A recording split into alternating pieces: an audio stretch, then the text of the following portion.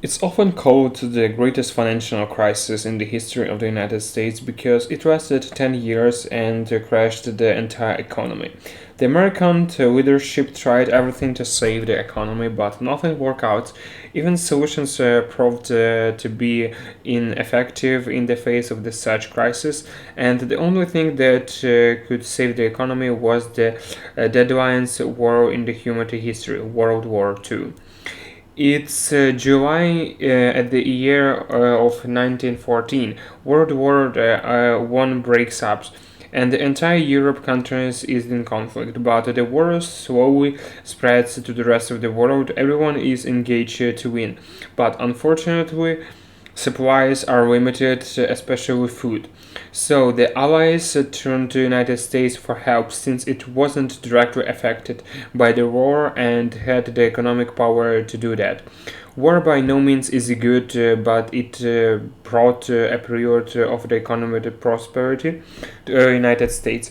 The demand for equipment, weapons, wheat was at all-time high, and no one else could fill that gap except the U.S. If you were a farmer, you could produce as much as wheat as you wanted and could sell it easily at a high price.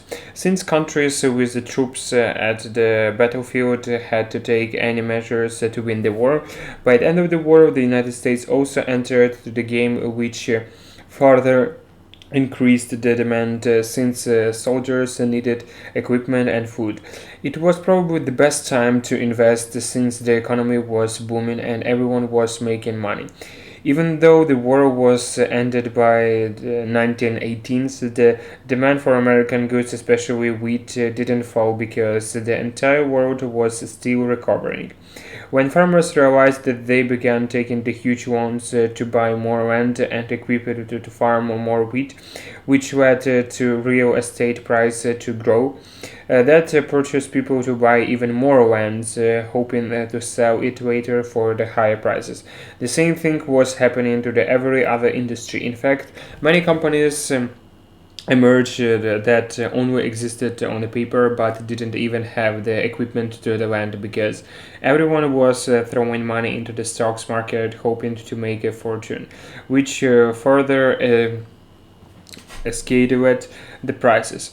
Would you really stand aside and watch how your neighborhoods make money while you get nothing? Even foreign countries started investing in the United States hoping to make a back.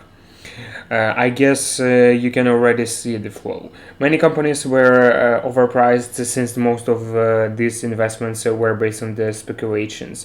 Nonetheless, that didn't stop people from the investing. People had faith in the economy. When things are good and start thinking that it's going to be like forever, what seems so obvious today wasn't obvious then. However, when Europeans started recovering, the demand of the American goods field, especially for the wheat, since other countries began to grow wheat as well. In August 1929, France and Italy were bragging of the magnificent harvest, while the US have the millions of the bushes of wheat on the shelves that they couldn't sell.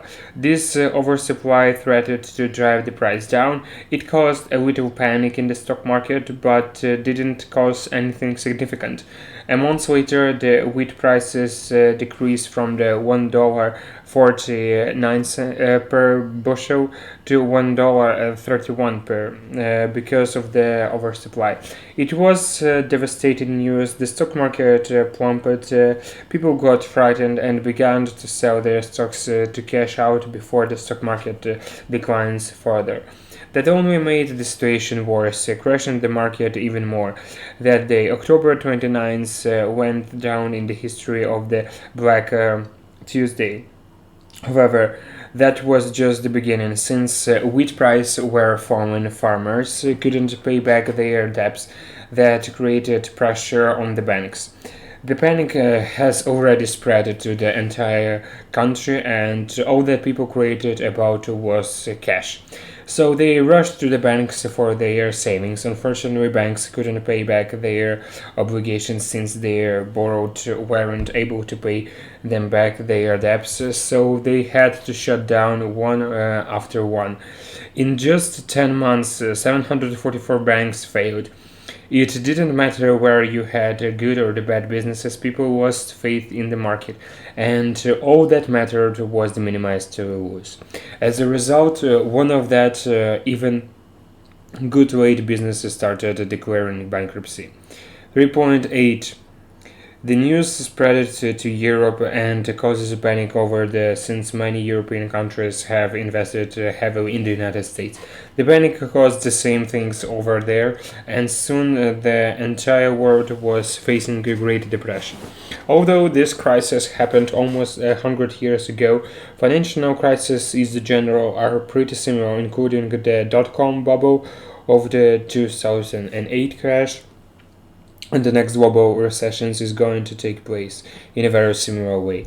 Nobody really knows for the sure how and when exactly it's going to start, but we have the multiple bubbles that are big enough to brush at any moment, such as student loans, health cares, and the most important, the stock market itself.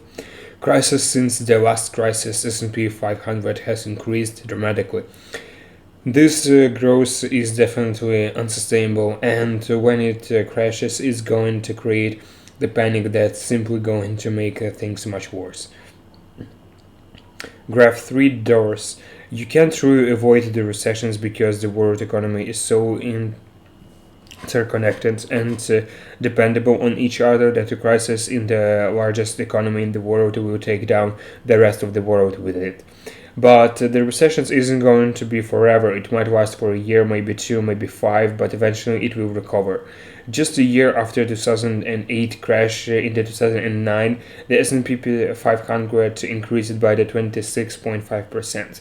So don't panic and sell your investments when the media will shut in all over the places that if you want to sell now, you are going to lose every damn penny you have invested.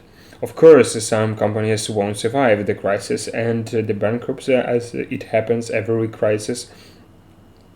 But if you are investor and index fund, you should be fine.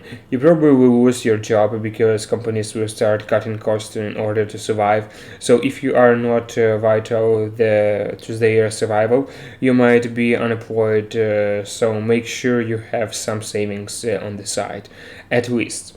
But the smartest investors will start investing heavily because prices will be at their lowest point. And once the economy recovers, they will be much wealthier.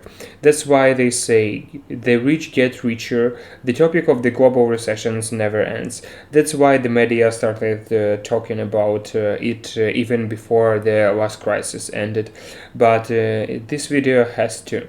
So thanks for watching. Until next time.